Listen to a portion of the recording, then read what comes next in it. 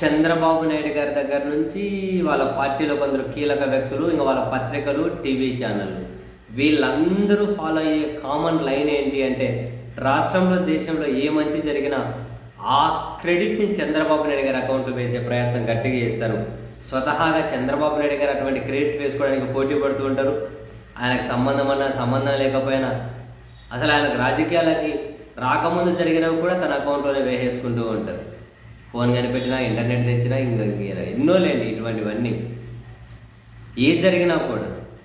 తాజాగా ఈరోజు ఒక హెడ్డింగ్ చూసి వీళ్ళ పత్రికలో, చంద్రబాబు రాజగురు పత్రిక అనబడే దాంట్లో ఒక హెడ్డింగ్ చూసి, వామ్మో క్రెడిట్లు దొబ్బేయడంలో ఇంతకు మించి మరొక రెండరు అనిపించింది.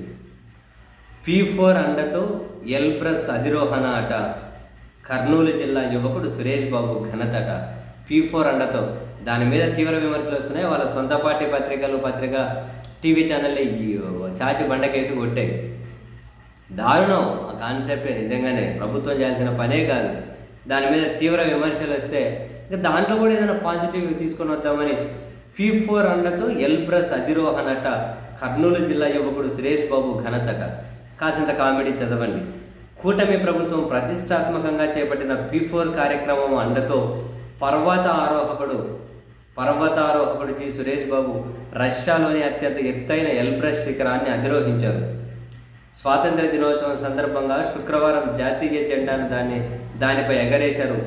కర్నూలు జిల్లా గోనెగుండలోని మధ్యతరగతి కుటుంబానికి చెందిన సురేష్ బాబుకు పర్వతారోహకుడిగా మంచి అనుభవం ఉంది. ఇదంతా చదివితే ఏమనుకుంటారు, అసలు P4 అనేది లేకపోతే ఆయన పర్వతాలే ఎక్కేవాడు కాదేమో.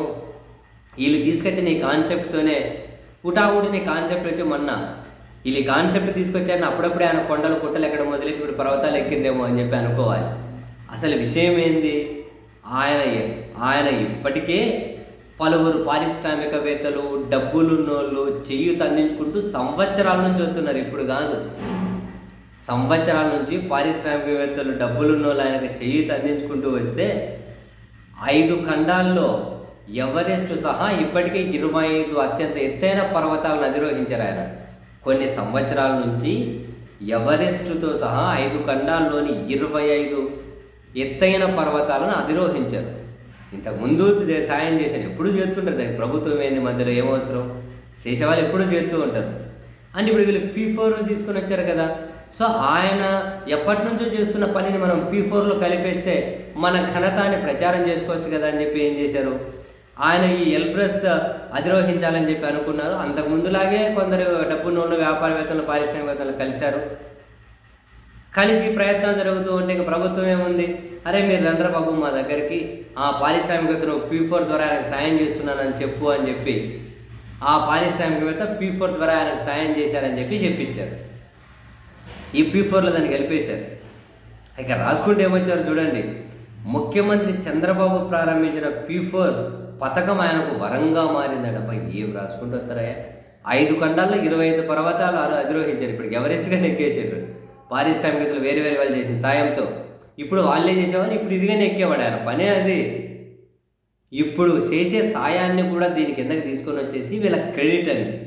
ఇటువంటి చీప్ ట్రిక్సే ప్లే చేయకూడదు ఎవరైనా కూడా. ఇది రాసుకుంటా చూడండి, చంద్రబాబు ప్రారంభించిన పథకం ఆయన పాలిట వరమైందంట. అంతకుముందే ఎక్కలేదా, ప్రపంచంలో ఎత్తని 25 ఎక్కాడు వీళ్ళు పారిశ్రామికవేత్తల సహాయంతో. వద్దురా బాబు, నిజంగా ఏమన్నా అంతే అన్నామంటారు కానీ ఇదేం క్రెడిట్ దొబ్బడం స్వామి బాబా.